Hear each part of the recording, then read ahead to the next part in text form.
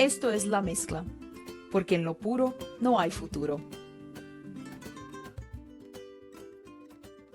Esse aqui é o La Mezcla. Síguenos en Instagram, @La Mezcla Podcast, para enterarte de todas as novidades. Dá para ouvir a gente no Spotify e na Amazon Music. Agora estamos também no YouTube e em todas as principais plataformas de áudio.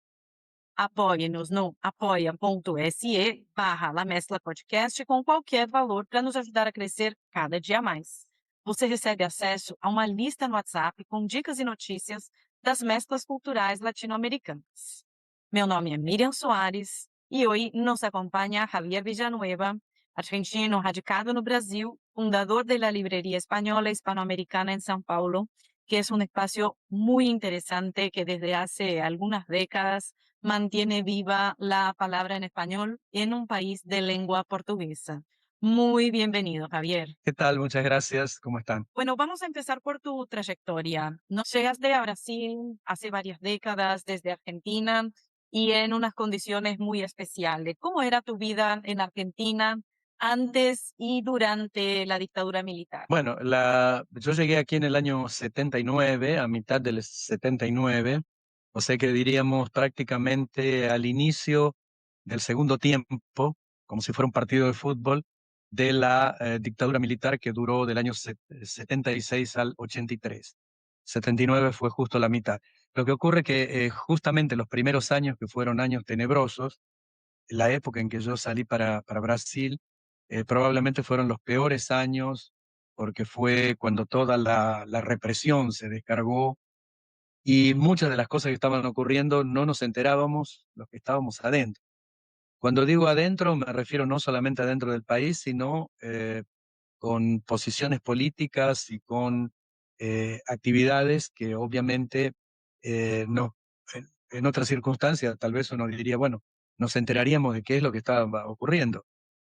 Yo formaba parte de los muchos grupos, organizaciones, partidos opositores al régimen, que ya desde antes, desde mi primera juventud, habíamos tenido otras experiencias. Antes, no nos olvidemos que antes hubo una dictadura que duró del año 66 al 73, o sea, coincidentemente los mismos 7 años, a pesar de dejar nada más que 3 años de una pequeña primavera democrática.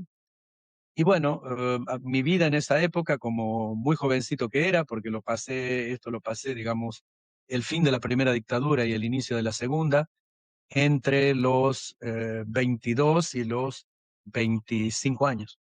O sea, era muy joven. Salí para acá con 28 años. Llegué a Brasil entonces hace 47 años.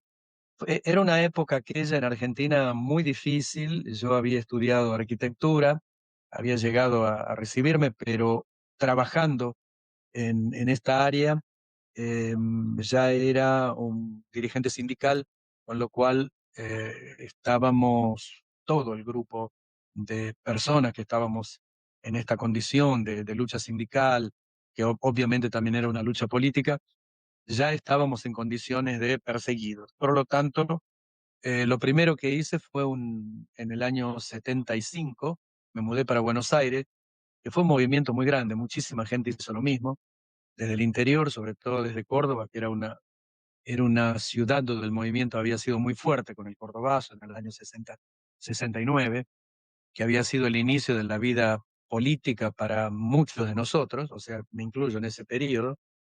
Y bueno, mi vida de arquitectura y de arquitecto terminó allí, en ese cambio, porque era prácticamente imposible reinsertarme en esa profesión, pero tenía otra carta en la manga, que era el curso que había hecho en la Escuela de Lenguas Vivas en Córdoba, con lo cual me había capacitado para ser profesor de inglés, aparte de muchos años estudiando en las diferentes culturas inglesas, ¿no? La cultura inglesa de Mar del Plata, de Buenos Aires, luego la de Córdoba, que se llama cultura británica. En fin, fue una época en la que trabajé mucho.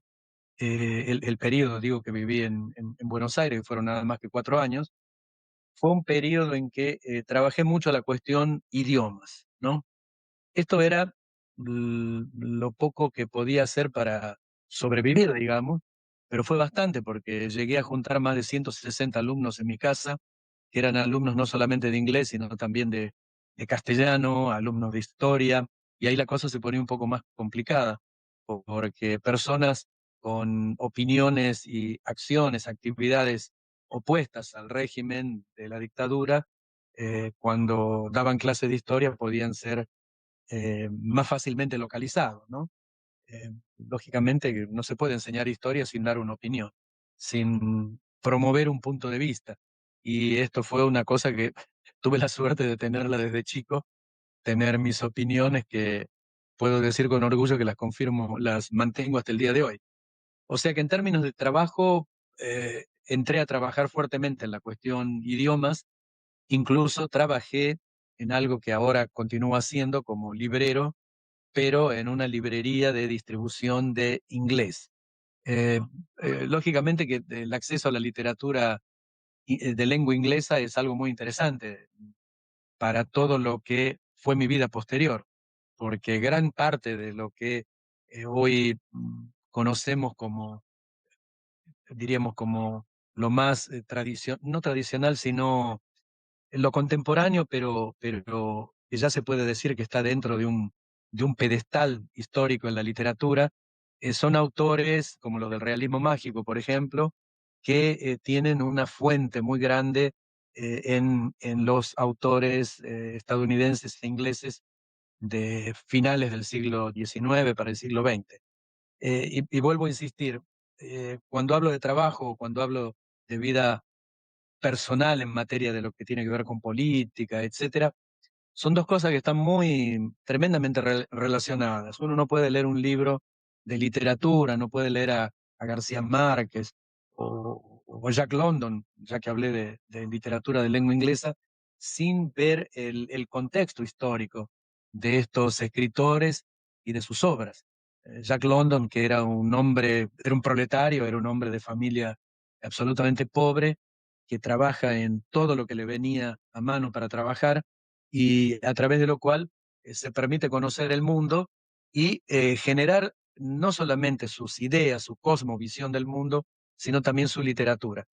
De un modo semejante, digámoslo con toda humildad, nos pasó a muchos de nosotros. Digamos que a la gran mayoría de los exiliados o gente que cambiamos de país por motivos de persecuciones políticas, etcétera, pusimos tanto énfasis y tantas ganas de, no solamente de sobrevivir, sino de seguir teniendo una vida muy útil, que en nuestros trabajos, la gran mayoría de amigos, compañeros que conozco de aquella época y otros que conocí acá en Brasil, hicimos de nuestras actividades eh, profesionales, creamos un vínculo muy grande con nuestra visión del mundo, con nuestra ideología, con nuestro punto de vista político, etcétera. Por lo tanto, uno puede decir, bueno, no solamente el orgullo de ser coherente, sino de tratar de ser útil también en relación a esto, ¿no? Porque los que pensamos que la vida de un ser humano, un individuo, no es un evento absolutamente individual. Uno está siempre metido dentro de lo colectivo, las creaciones de trabajo son creaciones colectivas, y mi propia experiencia de trabajo acá en Brasil, habiendo trabajado unos pocos años como profesor de inglés, inmediatamente empezando lo que tenemos ahora, que lo hicimos en equipo, un equipo muy pequeñito, muy chiquito, que luego creció, pero no demasiado, creció el doble. Digamos que de dos, tres personas pasamos a ser seis o siete en las épocas eh, más brillantes de nuestro trabajo, y que coincidió también, obviamente, y ahí tenemos, no podemos ser modestos, nuestro nacimiento, nuestro trabajo, tuvo que ver con el impulso y lo que se llamó el boom del español a final de los años 90 e inicio de los años 2000. Como todo tiene que ver con política, ese boom del español, que fue muy importante, en el que tuvimos la suerte de estar, para decirlo muy claramente, como pioneros, trayendo los primeros libros de enseñanza de español, produciendo los primeros libros de enseñanza de español, ayudando al Instituto Cervantes cuando llega a Brasil. Nosotros tenemos 42 años prácticamente de existencia como librería española, 41 para 42 años. El Instituto Cervantes llegó hace 21 años al país, entonces tenemos el orgullo de haberlos ayudado desde el inicio y de haber estado junto al Memorial de América Latina, que es otro foco de irradiación de cultura hispanoamericana, desde el inicio. O sea, en los primeros años ya estábamos allí, hicimos donaciones de libros para la biblioteca del Memorial de América Latina, la biblioteca latinoamericana.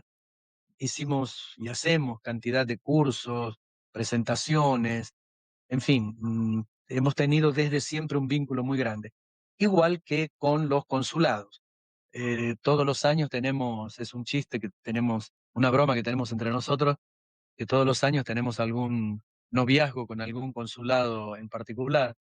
Para no ir muy lejos, en una época fue México, cuando trajimos al Fondo de Cultura Económica aquí para México en el año 91. Hicimos grandes donaciones de libros para la biblioteca, también en este caso, Biblioteca del Memorial. Cuando, bueno, luego trajimos el cine argentino, esto debe tener, no sé calcular ya unos 30 años por lo menos. Luego volvimos, digamos, para no irnos muy lejos, el año pasado, otra vez con el Consulado de México y la Embajada, a traer una exposición a los 125 años de Buñuel, ¿no? Este año estamos trabajando con Paraguay. Hemos traducido dos obras muy, muy interesantes del autor paraguayo Javier Viveros. Uno se llama Fantasmario, el otro Manual de Esgrima para Elefantes. Miren qué nombre hermoso. Y los dos están traducidos para el portugués. Eh, el autor se ha quedado muy contento con las traducciones. Entonces, bueno, este era un pequeño resumen de decir vida personal, entre comillas, es muy entre comillas porque tanto allá en la Argentina y sobre todo en mis actividades no profesionales como acá, siempre lo que me guía es la idea de que no se hace nada solo, se hace todo en colectivo, ¿no? Claro, es decir, que la librería española no es únicamente una librería, ¿no? Ejerce un montón de otras actividades culturales, ¿no? Y en asociación con el Instituto Cervantes, con el Memorial de América Latina, también con consulados y embajadas. ¿Y cómo nació la idea de crear la librería española e hispanoamericana? Bueno, en principio esto todo tiene que ver con María Cristina Pacheco, con la cual estamos casados hace 40 años, pero empezamos este proyecto antes, cuando solamente éramos amigos. Todo esto tiene que ver con el trabajo que teníamos antes. Ella viene del área de Bellas Artes y yo de la arquitectura, como digo, pero áreas que la vida, uno cuando es muy jovencito va a estudiar una cosa y la vida luego te lleva hacia otros caminos, ¿no? Y en el caso de ella, también como profesora de inglés nos conocimos, empezamos una tarea de una escuela, una academia de idiomas especializada en cursos en empresas, con obviamente inglés, francés, que era un idioma que digamos todavía tenía un peso grande, por lo menos aquí en Sao Paulo, y el español que prácticamente no existía, porque esto fue en el año 84, o sea, hace un muy buen tiempo. En este periodo tuvimos una cantidad enorme de empresas clientes, pero enorme quiere decir que pasó de las 80, 85, algunas de las cuales teníamos, por ejemplo, el Banco Francés y Brasileño, teníamos 100 grupos, ¿ah? 100 turmas. Un caso así excepcional, brutal. Empezamos a trabajar con mucha fuerza esto y cuando de repente nos dimos cuenta, el español estaba viniendo como en esos temblores de tierra o terremotos, que las gallinas, los perros y los gatos empiezan a sentirlo en los pies y dicen, y quién sabe, dice, bueno, está viniendo un terremoto porque las gallinas y los gatos están nerviosos. Lo que nos pasó en ese periodo es sentir que se venía el español, para ser muy claro, muy gráfico, como si fuera un pequeño terremoto. Y esto era porque en las empresas en las que dábamos clases de inglés, de español, perdón, de inglés, de francés, un poquito de español, porque era muy poco, de repente empieza a aumentar la demanda. De repente se ve lo que ahora es una realidad absoluta, que en cualquier empresa chiquita, grande, corporación, multinacional, lo que sea, el español tiene un peso enorme en las comunicaciones entre filiales, entre sucursales y también en la vida interna de estas empresas. En este momento, aparte de traducciones literarias que realizamos, nosotros tenemos mucho trabajo de traducción para todo tipo de traducción. Traducción jurídica, traducción, en fin, el tipo que se pida. Y además trabajo de interpretación, que es una tarea que me gusta mucho personalmente. Soy bastante adicto a esa, a esa función, con lo cual gasto últimamente bastante de mi tiempo con mucho placer en esta actividad. Y no, empezamos a notar ya en aquella época, 41 años atrás, que el mundo dentro de las empresas exigía al español como una cosa firme. Bueno, nos pusimos de cabeza en esto y coincidentemente con nuestro nacimiento como empresa, pequeña empresa, pero empresa por fin, nací acá la Asociación de Profesores de Español del Estado de São Paulo, que fue la segunda después de la de Río de Janeiro. La de Río de Janeiro es un año anterior, la de São Paulo es coincidente con nuestro nacimiento. Y lógicamente, como éramos en ese momento los únicos que dábamos clases de español, eh, nos pusimos muy en contacto inmediatamente y esto nos tomó ¿cómo diríamos? Nos enamoró, nos tomó un tiempo que estaba más allá de lo que se podría considerar ganancia, dinero, qué es más rentable económicamente, o sea, no lo consideramos de ningún punto de vista. Nos interesó y empezamos locamente a producir algunas actividades. En esa época también nacían, junto con el Memorial de América Latina, los Centros de Estudios de Lengua, aquí en São Paulo, CEL. CEL. Y eran muchos en aquella época y empezamos a trabajar muy activamente con ellos, con el apoyo a estos centros, claro que llevábamos nuestros libros, etcétera, pero sobre todo con actividades culturales. Organizamos 2 concursos de teatro que esta semana, este sábado, en el Club del Libro que tenemos con el Instituto Cervantes, vamos a hablar de Horacio Quiroga, y me acordé mucho porque de las muchas obras o piezas teatrales que se presentaron a partir de estos centros de lengua, o sea, absolutamente aficionados, sin ningún tipo de profesionalismo, pero muy, muy interesados los chicos, adolescentes que presentaban estas obras, y los profesores que las organizaban, porque de nosotros surgió la idea y la iniciativa y la divulgación, pero quien la llevaba adelante eran los estudiantes de español de los centros de lengua y sus profesores. Esto fue una experiencia fabulosa, conseguimos lugares buenos para presentarlo, llevamos a la gente al Memorial de América Latina, bueno, para todos lados. Y esto nos puso, como diríamos, fue como una especie de espaldarazo en el sentido de vamos a dedicarnos con muchas ganas a la cuestión cultural.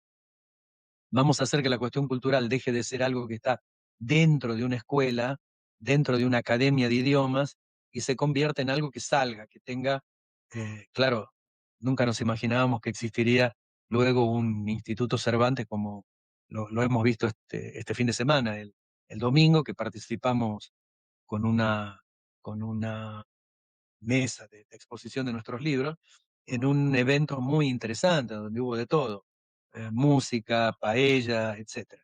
Ese tipo de actividades las empezábamos a hacer, e incluso no mencioné un actor muy, muy, muy importante de aquella época ya, que es el Colegio Miguel de Cervantes, un colegio bilingüe, apoyado por la Consejería de Educación de la Embajada de España, que en aquellos años, a través o de la mano de Miguel Ángel Balmaceda, que se quedó como 3 periodos y después volvió, en fin, porque ellos tienen periodos cortos como los diplomáticos, digamos, ¿no? La Consejería de Educación. Y él nos apoyó muchísimo en todos. Cada una de nuestras locuras culturales, él estaba ahí apoyándonos, el colegio nos apoyaba, en fin. O sea que, como digo, fue una obra colectiva y siempre hemos participado con esa visión.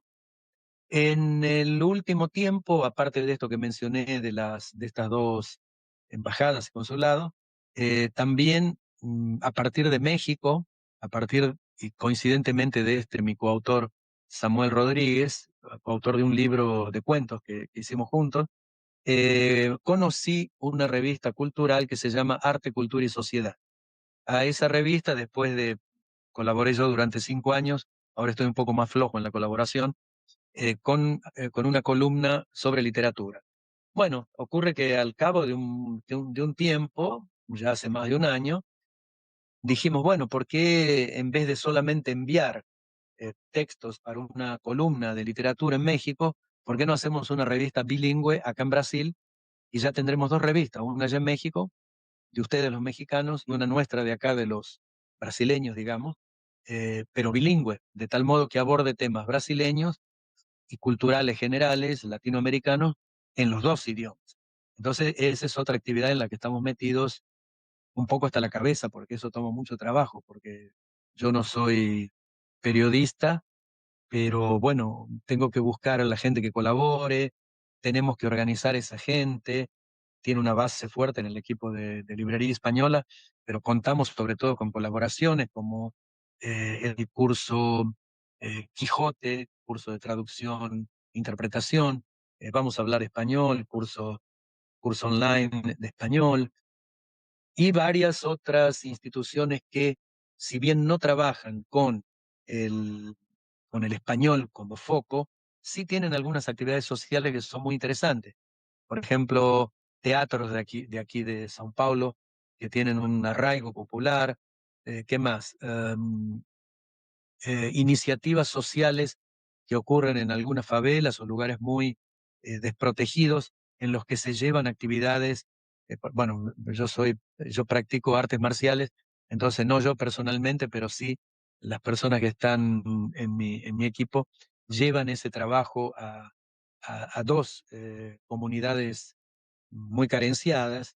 Entonces es una actividad que uno dice, bueno, ¿qué tiene que ver con todo esto que hacemos? Tiene que ver porque es cultura, pero al mismo tiempo es educación, porque para que un niño o un adolescente pueda participar de las clases de kickboxing o de boxeo, tiene que demostrar que está yendo a la escuela, tiene que demostrar que su boletín de clases está en orden, que no falta, que no se escapa de la escuela, que tiene una buena conducta, digamos. En fin, o sea, y obviamente que uno no deja de dar las opiniones que tenemos sobre historia, sobre política, sobre lo que es la vida en un sentido más general, ¿no? Eh, Señores.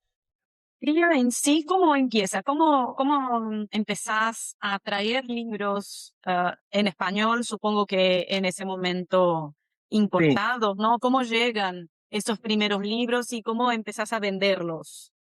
sí, los primeros libros los empezamos a traer a partir de un profesor que trabajaba con nosotros, que nos muestra, a ver, hay estos libros bastante interesantes que vienen de España. En aquel momento la asociación de profesores era bastante, ¿cómo te diría? Eh, Muy poco adepta al libro que venía de España. Esto tiene un motivo claro y también comparto, que es que los libros de aquella época no eran eh, ni muy adaptados ni para nada adaptados a la realidad brasileña. Eran libros que se hacían básicamente para trabajar con alumnos franceses, alemanes, ingleses, etc. Y eran libros Aún así, entonces para aprender español, libros didácticos. claro, el libro didáctico. Nosotros empezamos 99% con el libro didáctico, que empezamos a traerlos directamente de España. Hicimos un acuerdo muy bueno con Edelsa, que durante 13 años de trabajo, bueno, nosotros fuimos los representantes exclusivos, trajimos algunos materiales que algunos ya ni se acuerdan, para empezar, y esto funcionan, que eran los primeros libros que tenían una característica no estructuralista. Eran libros que la mayoría de los profesores lo miraban y no entendían muy bien, como diríamos en Argentina, con qué se come esto, porque parecía, parecía que bueno, ¿cómo se usa este material? Eran el inicio de lo que luego se llamó las, una presentación comunicativa de la enseñanza de idiomas. Esto ya ocurría con francés, con inglés, pero en el español era nuevo. Se estaba saliendo del estructuralismo. E inmediatamente trajimos al Ben, un material bastante estructuralista todavía, pero que causó un impacto así brutal. En ese momento es como si hubiéramos, como, como dice Mempo Giardinelli, el escritor argentino, es como si hubiéramos explotado un- una bomba dentro de una iglesia porque por el estruendo, el impacto que causó. En un primer momento, la Facultad Iberoamericana, que ya no existe, pero que en aquel momento era la formadora de profesores y de traductores intérpretes de español, la única que existía en aquel momento, aparte, claro, de las universidades públicas, pero que tenía muy poca producción, digamos, de profesores. Esta es la primera que adopta el curso BEN, y lo adopta así con un número muy modesto, 250 volúmenes. Perfecto. A partir de ahí, inmediatamente el SENAC nos pide 2000. Pasamos de 250 a 2000. Wow. Inmediatamente, todas las escuelas de aquí de São Paulo y del estado de São Paulo, parece que es una fiebre de adopción del BEN, y producimos, o produjimos ya en el pasado, eh, la versión brasileña del libro de ejercicios. ¿Qué significaba esto? Que el libro de ejercicios focalizaba, se enfocaba, se centralizaba en los aspectos tanto contrastivos como de dificultades más grandes que tiene el alumno brasileño. Y obviamente dejaba claro que otro, como el verbo ser y estar.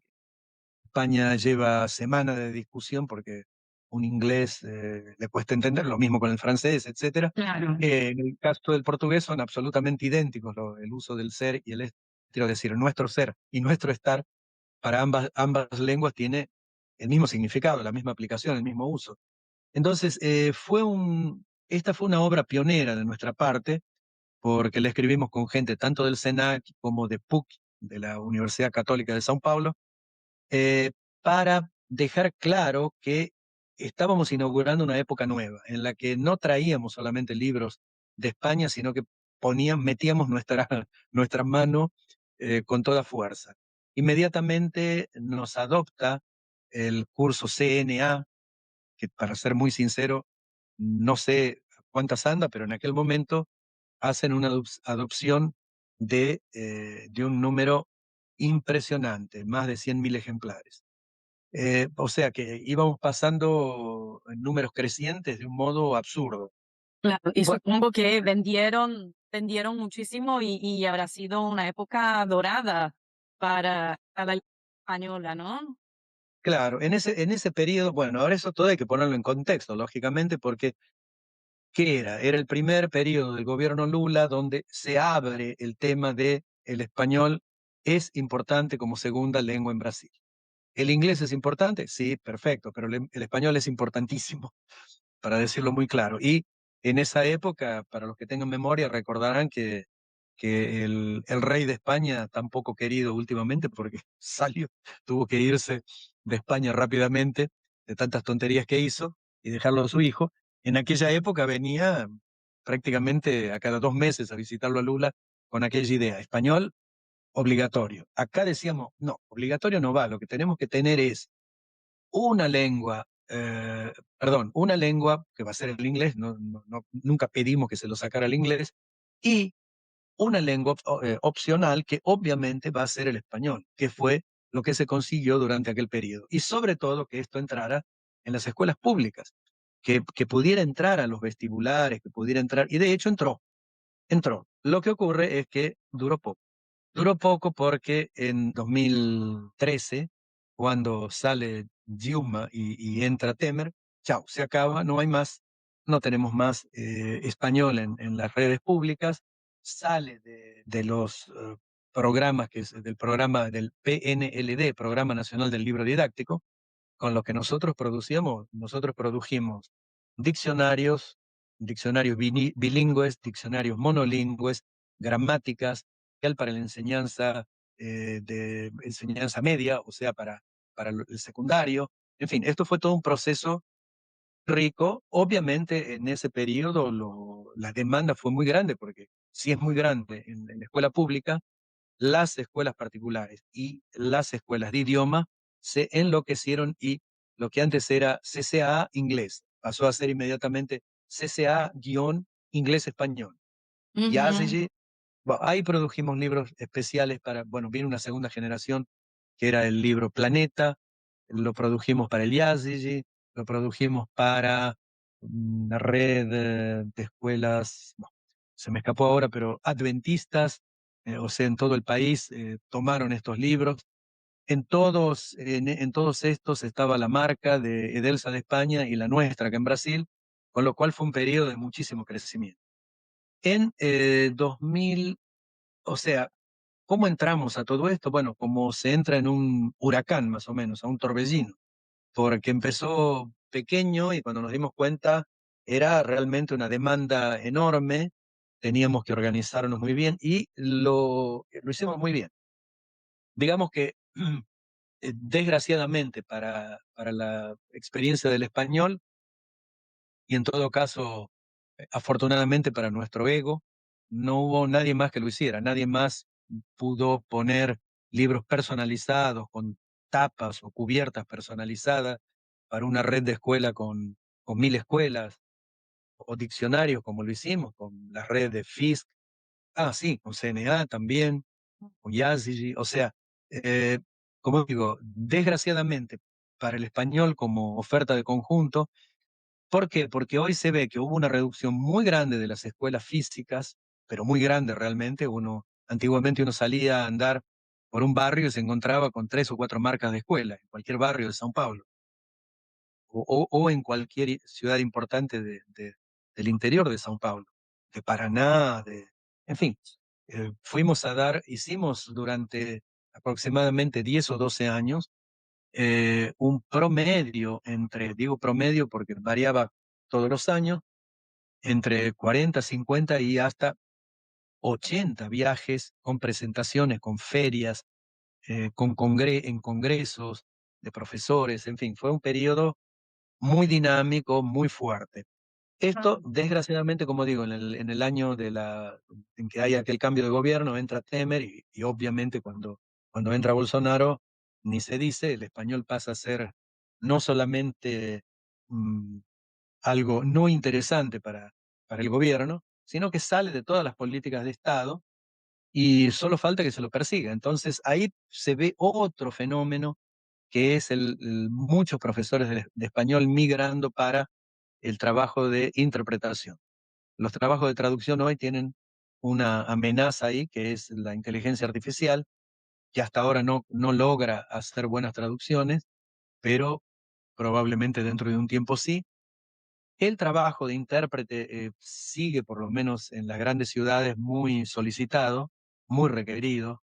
O sea, no hay semana en que no se pida para algún evento, para 3, 4 días seguidos, trabajos online, es una cosa permanente. O sea, el español sigue firme en esos caminos, ¿no? Y hay algunas escuelas que trabajan con el español absolutamente online, que tienen números muy considerables de alumnos. Pero esto ya un poco se despega del libro. Por eso es que en estos últimos años nosotros entramos con mucho más fuerza. No es que hayamos dejado el libro didáctico, producimos libros didácticos también. Trabajamos con 3 editoriales, con Editora do Brasil, con IBEPI, Compañía Editora Nacional, que es la compañía, que es la editorial de Monteiro Lobato, histórica, y con Poliedro. Esos son a través de las cuales nosotros nos expresamos con nuestros libros. Ajá. Pero bueno, ¿Y, y cómo ha es un periodo cambiado? diferente. ¿Cómo ha cambiado la librería con toda la digitalización de la vida y con estos grandes conglomerados de tiendas, ¿no? Que venden de absolutamente todo, como pueden ser Amazon, Mercado Libre Claro. y otros? ¿Cómo ha cambiado el contexto para la librería española? Y sí, es una situación difícil, pero no solo para nosotros, sino para todos los que trabajamos, no solamente en términos de librería, sino de distribución de libros. O sea, el gran negocio es ser editorial Planeta o ser editorial Por ejemplo, todos los años nos invitan por ser nosotros los únicos libreros de lengua española en Brasil, o editores también, nos invitan a la Feria del Libro de Buenos Aires. Pasamos los 3 días de profesionales visitando, comprando, haciendo negocios, acuerdos. ¿Y qué ocurre? Allá también pasa lo mismo. La Feria del Libro de Buenos Aires en este momento tiene dos grandes stands, un de Planeta y el otro de, gran sorpresa, quien se llevó a Mafalda este año, que es la Penguin Books, de lengua inglesa, y Random House, para sudamericana, que se compró. Bueno, en fin, ni decir. O sea, los grandes autores vivos en este momento, como um, Isabel Allende, ya estaba Mario Vargas Llosa antes, o sea, continúa estando como expolio. Todos pertenecen a ese hipergrupo que ni es siquiera originalmente de lengua española. O sea, es una cosa bastante terrible. Amazon, todo el mundo sabe que Amazon no tiene como foco en su vida comercial, empresarial, los libros. De ninguna manera. Los libros está en 18ª categoría para Amazon. Lo que le interesa a Amazon son los datos que va a aportar quien compra un librito de 150 reales. Compra un libro de 150 reales, sus datos van a parar a un tremendo lugar de acumulación de datos. Entonces, datos personales, datos de todos los tipos. Entonces, esto es un problema serio porque las librerías, para sobrevivir, tenemos que trabajar con un concepto que es, primero, demostrar que los libreros, que estamos a la cabeza de la librería, somos absolutamente conocedores de cada libro que estamos ofreciendo. O sea, llegan 10, 20, 30 títulos nuevos. Si uno no tiene tiempo de leerlos a todos, aunque nos distribuyamos entre nosotros, tenemos que tener tiempo de leer las críticas, leer los resúmenes, no solamente leer la oreja del libro, leer todo lo que se pueda del libro, de tal modo de poder serle útil y fiel al lector que va a llegar. Hoy en día nosotros tenemos un público nuevo. Primero 40 años atrás, eran los profesores de español que estaban surgiendo, luego fue la masa de alumnos que surgió en forma así brutal, en forma torrencial, y luego siempre hubo, bueno, yo soy nieto de españoles, soy hijo de argentinos, soy chileno, en fin. Siempre hubo ese público de las nacionalidades de lengua española. Sin embargo, en este momento, para nosotros, un 35 a 40% es el lector. Entonces, el lector a veces no es de familia de lengua española, no estudia español, no estudió, no sabe hablar en español, no trabaja en una empresa en la que le exigen dominar el español, pero le gusta leer en español.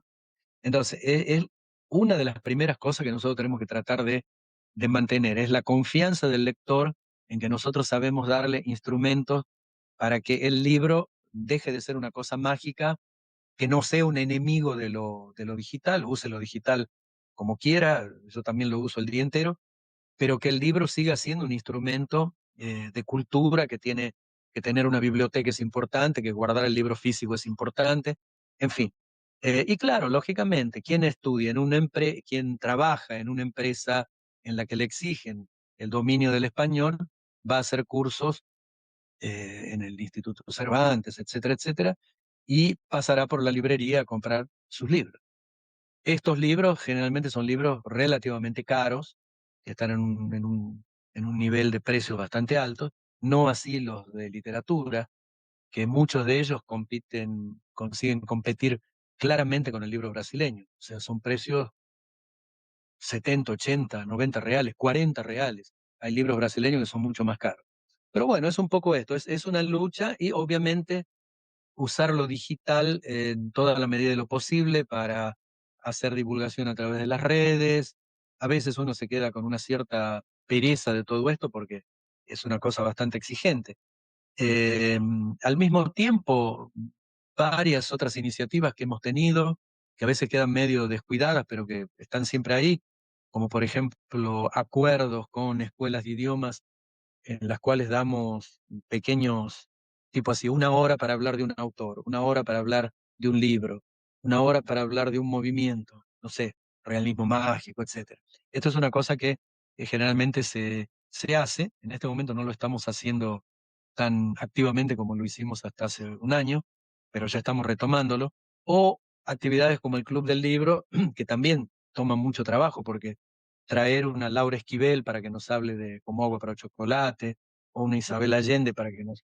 es mucho trabajo, realmente, porque hay que contactarse primero por email, después convencer a la persona, luego ajustar horarios. Y bueno, pero siempre tener también la carta en la manga, que es, como vamos a tenerla este próximo final de semana, de un autor fallecido, pero con una obra fundamental como es Horacio Quiroga. Vamos a hablar de Cuentos de la Selva, que es, que es una cosa que siempre llama la atención, porque hay libros que son leídos, por ejemplo, nuestro principal eh, aparcero, para decirlo en términos gauchesco, ¿no? Parecido con parceiro. Nuestro principal aparcero en este momento es el Instituto Cervantes, pero trabajamos también con la Escuela Forzi, en la Facultad también de Traducción e Interpretación, muy importante, que es la única que tiene posgraduación en interpretación en español, traducción e interpretación, no Sí. recuerdo si es inglés o español, perdón. También tuve bueno, tengo dos posgrados por Forte, que en su momento se llamaba Estación, de enseñanza y de traducción de español, ¿no? Claro, sí, sí. Con José Luis, con el profesor José Luis, que es un gran conocedor Sánchez, de español, gran claro. conocedor de Brasil. Con él es con quien llevamos el Club del Libro en el Instituto Cervantes, con el encargado de la biblioteca, que es un hombre muy culto, muy preparado. Bueno, Claro, tiene Luis la biblioteca Cardona, del Cervantes, ¿no? Luis Ya, exactamente. Cardona, a quien ya hemos entrevistado aquí en La Mezcla. Por cierto, ¿Sabe qué? quiero Bueno, darles la recomendación a los oyentes que vuelvan a ese episodio para escuchar a Luis Cardona, que realmente nos cuenta muchas historias interesantísimas de claro, su vida y sí, de la sí, biblioteca del instituto. Bueno, claro. Javier, estamos ya casi terminando el tiempo de nuestra entrevista, lamentablemente. Senhores, Olá, pessoal. Aqui é a Miriam Soares. Vamos fazer uma pequena pausa neste episódio para contar para você que agora a gente tem um programa de apoio no Apoia-se. Com a sua ajuda, eu vou conseguir melhorar a nossa estrutura, investir em microfones melhores, garantir uma edição ainda mais caprichada. Afinal, como sempre dizemos, em lo puro não há futuro. E quem apoia também entra numa lista exclusiva de WhatsApp, onde a gente compartilha notícias e novidades culturais da América Latina.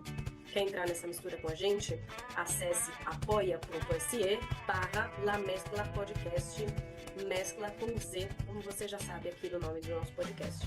E vem fortalecer essa nossa mistura incrível. en lo puro no hay futuro. La pureza está en la mezcla. Podríamos seguir aquí hablando por mucho tiempo más.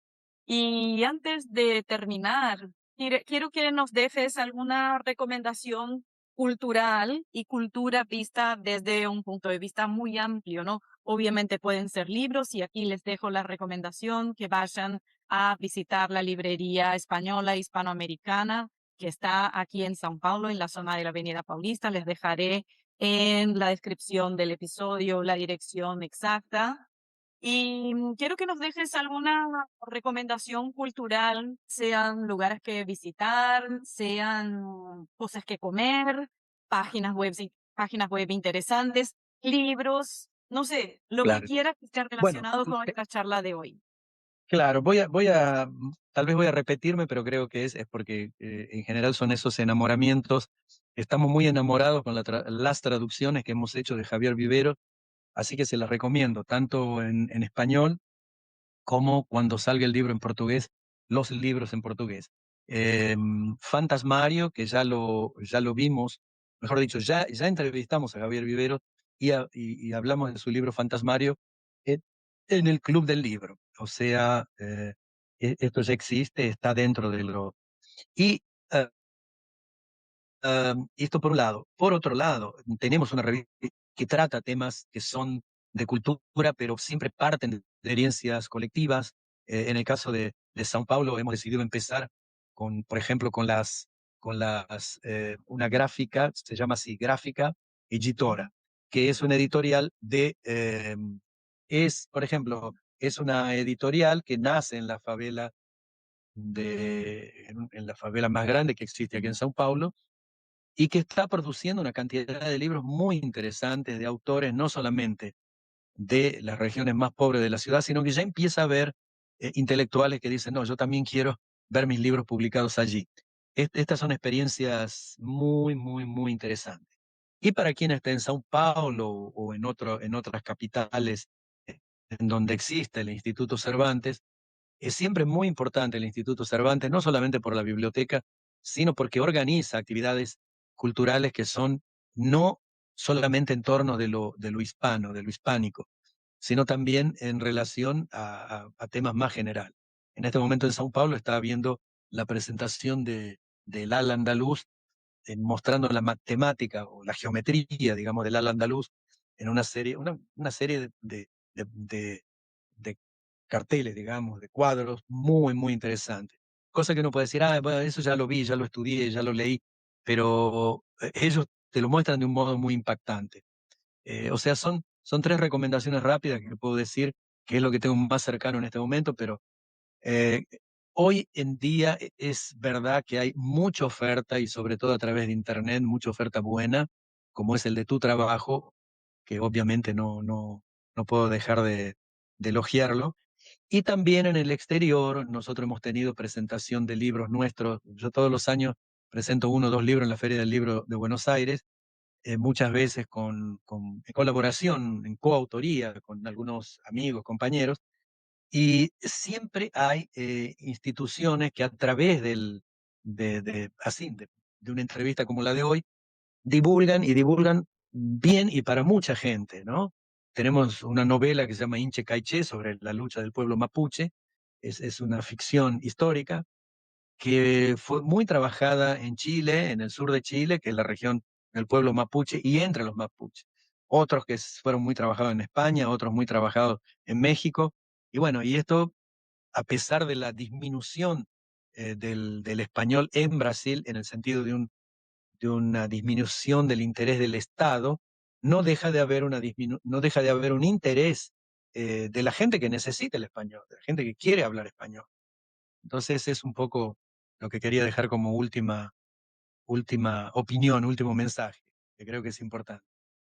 Bien, muchísimas gracias, Javier, por haber compartido con los oyentes de la mezcla esa trayectoria tan prolífica y larga, ¿no? De trabajo con el español, con la cultura y los libros en español. Muchas gracias y tenés las puertas abiertas de par en par aquí en la mezcla, siempre que quieras anunciar algo, contar alguna novedad. eh, Hacer parcerías, como decimos en portugués. Siempre tenés las puertas abiertas para trabajar con nosotros aquí en la mezcla. Muchas gracias. Bueno, gracias a ustedes y gracias a vos en particular, y quedo a disposición también. ¿Está bien? Un abrazo, hasta las próximas. Hasta la próxima. Chao.